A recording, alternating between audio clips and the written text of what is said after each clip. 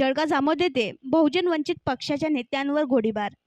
जळगाव जामोद तालुक्यातील खांडवी आसलगाव रस्त्यावर आज सकाळी 10च्या सुमारास एक धक्कादायक घटना घडली। वंचित बहुजन पक्षाचे युवा महासचिव प्रकाश विठ्ठल भिसे आणि तालुका उपाध्यक्ष हे दोघे नांदुरा येथून जळगावकडे येत असताना त्यांच्यावर अज्ञात आरोपींकडून हल्ला करण्यात आला।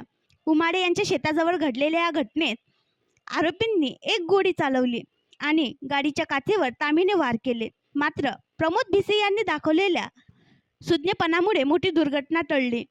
त्यांनी तत्काळ आपल्या गाडीची सीट मागे घेतल्यामुळे ते बालबाल बचावले।